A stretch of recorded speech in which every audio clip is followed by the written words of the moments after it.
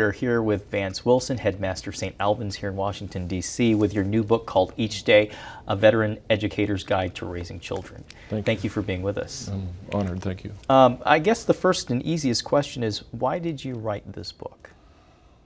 Well, part of my job is to talk to boys. It's a boys' school, and talk to parents about what we're about at school. And so there's certainly a preaching part of the job. So some of those are homilies, short sermons, and essays about growing up and about parenting kids.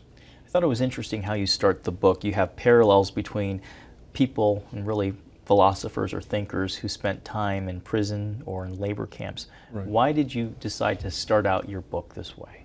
Heroism. I try to get the boys, when they grow up, to have heroes. And as you know, all the heroes in American society are not always the most positive.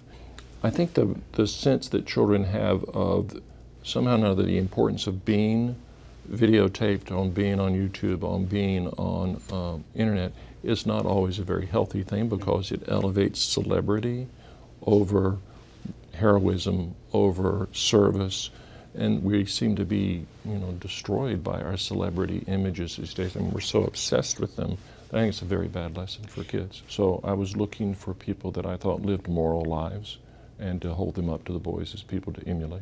I talk about Nelson Mandela. In particular, I've had the pleasure and the joy of being in South Africa and meeting people that knew him well. And I think his courage in the face of power and his sense of sacrificing for the right is something that I hold up to boys. There's a story about Alexander Solzhenitsyn, the Russian novelist who was in a prison camp and figured out ways to survive in the prison camp just by counting matches and memorizing poetry and dealing with the cold.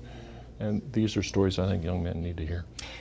You talk a lot about, in one section, about parenting, the quality of presence. What does that mean, and how important is that for young children? I think it's deeply important, and it's a concern that we all have today with the lives as busy as they are and with technology driving so much of our lives.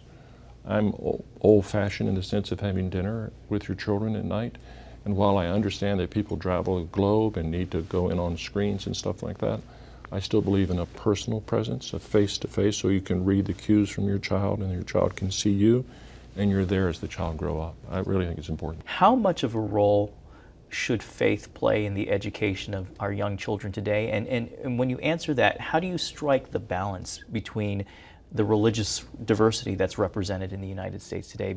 We are a school that is a Christian school, and it's part of the Episcopal Church, so we have statements that we make about what our faith is. Sure. And that's who we are.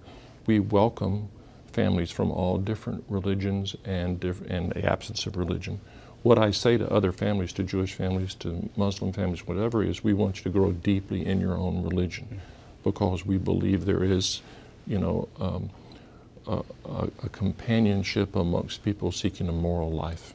And so that's what we try to do, but we don't back off from the fact that we're a Christian school. We believe in the Christian story and the gospel, and we try to teach that to kids. And you make that a choice if you come to our school. You know that's going to happen. But I think it helps our parents of different faiths to know we're very clear about what we do. We're not trying to be all things to all people.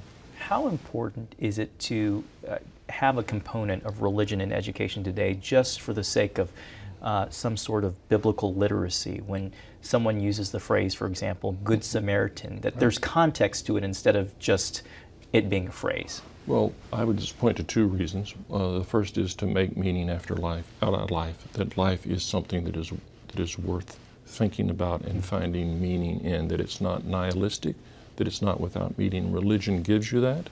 And second is, yes, it's our culture. And you need to understand the stories of religion to understand our literature and our culture. It's just very important. So not knowing who the Good Samaritan is not going to do you well. You are Headmaster St. Albans, which is a very prominent, renowned school. We just found out recently, I think as late as last week, that Barron Trump, when he comes to D.C., will be going to St. Andrew's School.